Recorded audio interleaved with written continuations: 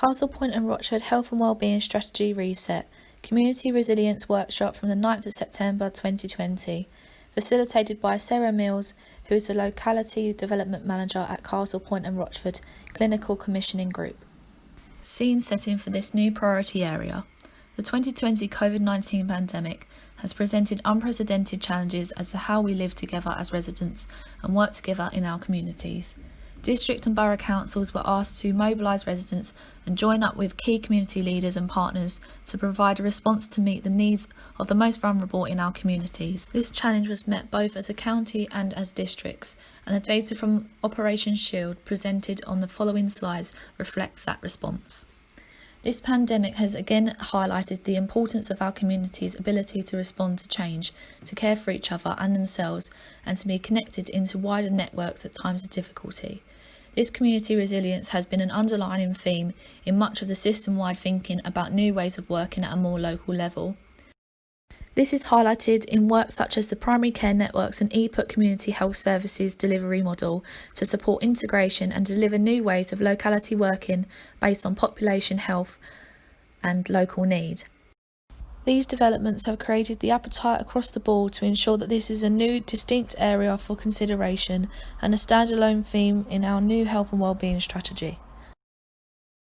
Questions to consider as you look at the data. 1. What does the data tell us? 2. What are the key themes identified? 3. What is the current situation and what might the near future look like for residents given the effects of COVID-19 has had on community resilience? Sarah Mills commented saying, "Obviously the data set that we have for community resilience is somewhat limited because it's a new priority area. We don't have that historical collection of data. Also, it's much more difficult to quantify.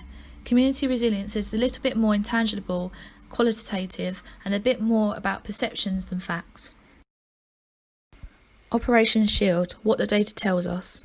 The data collected by Essex County Council as part of Operation Shield tells us the number of extremely vulnerable or Category A residents there are in each district and borough, how many of these had registered on the government portal to indicate what needs they had, how many people sought help from the Essex Welfare Service and local community hubs during the coronavirus pandemic, the type of help requested, for example with getting food, medicines, befriending or healthy lifestyle advice, and where in each district and borough the requests came from by ward and an age breakdown. Operation Shield summary headlines. A large volume of support has been offered to residents across Essex by the Essex Welfare Service and local community hubs in each district. A total of 889 people have contacted the community hubs to date in Castle Point and Rochford, 319 and 570 respectively. 861 contacts have been made to the Essex Welfare Service across Castle Point and Rochford, 577 and 284 respectively. 75 referrals were made from the Essex Welfare Service to the community hub in Castle Point and 39 were made to the Rochford hub. This data was taken from Essex County Council Operation Shield dashboard. Requests for help in Castle Point. Of the 4,727 extremely vulnerable or Category A residents in Castle Point, 2,763 or 58.5% had registered on the government portal to indicate what needs they had. The most requests for help came from St James's Ward.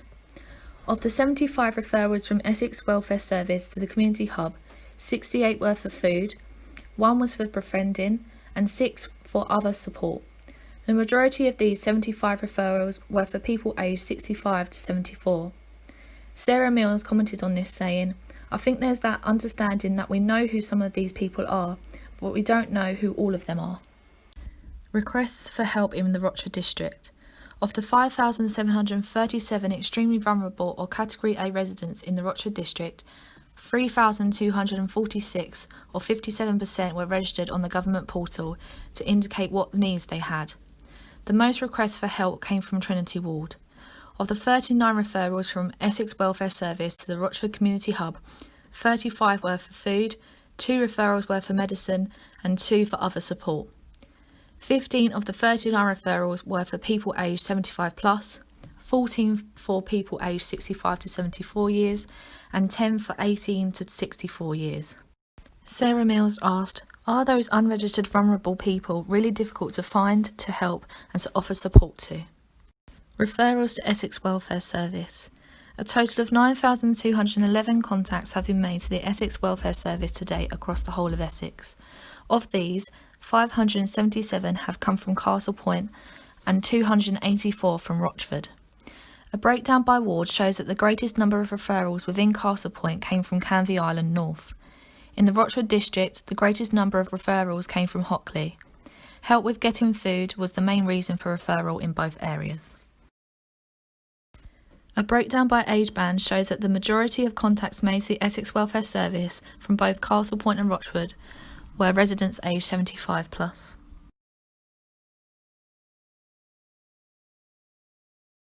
Discussion reflecting on the data. Sarah Mills asked the group to share their thoughts in response to their experience over the last few months of the community and voluntary offer locally, and whether the data looked familiar to those present. Discussion points. Scott Williamson discussed that isolation and vulnerability among people is very evident, who don't feel able for whatever reason to connect into the service we have in our community. I'd love to know why that is. Julie Sawford said, lots of older people believe they do not need help and would prefer services to go to people that genuinely need it. Sarah Mills explained that the total offer is greater than the sum of its parts. She also commented saying, we need to make sure everyone has a voice and the needs that they recognise were as important as health needs and social care needs. Scott Williamson commented saying, I think the key thing for us is we worked in partnership. That was really helpful. We had the council, we had the community, we had churches, we had volunteers, and I think that was really powerful. Victoria Mizuki added to the discussion saying, we would not have had the success of the hub and helped the people if it was not a partnership approach. We couldn't have done it ourselves. The partnership is the strength. Sarah Mills concluded this part of the conversation by saying, so in terms of the strategy, one of the essential tenets of community resilience is partnership working.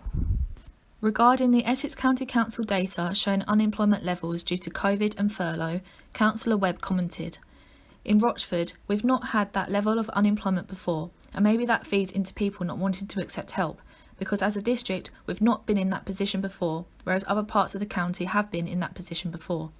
And yet now we've got that same issue to some extent in Rochford. I think that's where the community struggles to adapt to being in a different place to where it has been before. Sarah Mills asked, how do you think that's going to impact on what the community needs from not only its statutory services, but also its voluntary services? Victoria Mizuki responded saying, future work has got to be food banks as they're not the norm. What can we do to build people through budgeting, apprenticeships, offering them volunteering and upskilling so that they have the ability to find work when it's available? And what can we do to support them with, for example, cooking courses to be able to make them not reliant on food banks? Scott Williamson commented saying, what we're looking at is how do we train people? How can we help people out of this crisis? Going forward, what are the needs that come up? Why do people go to the food banks? We're looking to put a programme together to deliver on some of that. He also added that it would be beneficial from both sides to link in with some of the partners of local GP practices. In the South East Essex Locality strategy, the overall system ambition is to improve the well-being and lives of the people we serve, focus on prevention and supporting the strengths of communities and individuals, prioritise the needs and locations of people rather than the boundaries of organisations, and work with each other and the local population to organise services and mobilise resources within communities. Underlying principles agreed for South East Essex are as follows. Locality, first thinking, driving this at an organisational level. Population health management, which includes prevention, personal empowerment and community resilience. Co-production, which will facilitate local people to be involved in all levels of developing, implementing, reviewing and assessing the new models of care.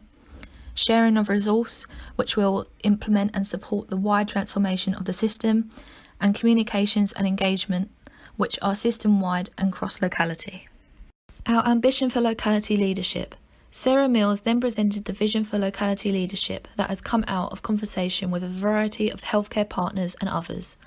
The overall ambition is to have leaders from community organisations alongside residents and faith leaders committed to improving health and wellbeing, as well as health and social care workers and mental health practitioners, who together have a collective leadership function. The leadership function is as follows: identifying and sharing a common purpose, reviewing current collaborative working, engineering opportunities to build multi-agency relationships, building the foundations for a locality integrated network, reviewing data and identifying priorities, identifying workforce gaps and development needs, creating a culture of quality improvement, and initial signal point of escalation for partnership working. Sarah Mills then explained that this locality leadership would direct the strategy and formalise partnership working, recognising that the work that the community sector can do can happen more upstream and prevent some of those crises and urgent care needs happening. Managing the needs of a locality population through a tiered approach. This is thinking about how we provide a support on a local population level, for example Benfleet or Canvey or Rochford, to meet a breadth of needs. This idea can be illustrated in a pyramid, whereby the level of need is inversely proportional to the size of the population. At the top of the pyramid are the people who have the highest needs, who need health and social care and a whole host of services and wraparound support. Then there are those who have ongoing care needs. This could be people who may be frail or have one or more long-term condition and need regular interface with their GP and/or hospital services. Then there are people with urgent care needs, where people have a health event or health crisis such as a stroke and need a lot of support for a short period of time. The idea is that if the urgent care need is met effectively, they can move into the bottom whole population tier of the pyramid. Sarah Mills explained that the bottom population tier is where community resilience comes in. It really focuses on that prevention agenda, supporting people to take healthy behaviours, making sure that planning decisions are mindful of health and wellbeing needs, health promoting environments and infrastructures such as active travel, for example. She added that this is where this element of the health and wellbeing strategy really focuses on that whole population asset-based prevention and creating healthy environments for people to lead healthy lives within. That leadership model could help to drive this and make sure that all partners are working together so that a breadth of need can be met. Sarah Mills then asked the group for their thoughts on this kind of model and how the respective local organisations could play a part to bring that into being. The key themes for this discussion were sustainability of the community, partnership approach and isolation. Ben Brooks started off this discussion saying, "There is something around coordination, and where that coordination takes place is something we need to get to the bottom of. Is the GP surgery the first place people go when they want to talk to somebody? I think it's about community sector navigation to understand what that local offer is and what each organisation does. Perhaps not initially, but since lockdown there is a lot more communication between the community and voluntary organisations, which was really powerful." Julie Sawford continued the discussion by saying, "It's not just health, it's wherever anybody goes to get some support. With families it might be the school, or people with preschoolers, the family hubs. Even if it's just a poster on the wall in the library." Julie Sawford added that there's also an element of, can we rely on smaller organisations to always be there? As a partnership, we're really strong and only getting stronger, so the partnership is what is able to support the community rather than the individual organisations within that. Victoria Mizuki continued the conversation saying, "I think it's about getting the message out to places where people go. People don't want the help, people don't want to ask for help, but people need the help. Places where people go where they will get the information, but they don't have to find it or make it more obvious. People usually only approach a voluntary sector when in crisis or when they already know about them." Lindsay Gillingham added this saying, "Someone has to be ready to accept help. We've got to be mindful of not having too much information out in the community so people don't get confused." She continued by saying, "As a CVS, we've already got a membership base. If we can't personally help, we know someone who can. The strength of it is our partnership work and the collaborative working." Other factors to acknowledge are wider determinants of health and health inequalities, for example built and natural environment, work, vulnerability, income, crime, education and skills. Direct and indirect effects of COVID-19, for example end of furlough scheme and the potential rise in unemployment, debt, family tensions, housing evictions, cognitive decline, lack of social interaction, plus mobilising resources again in the event of a second wave. Next steps as a group. Is there other data you can share to inform and provide more insight? Does anyone else need to be involved?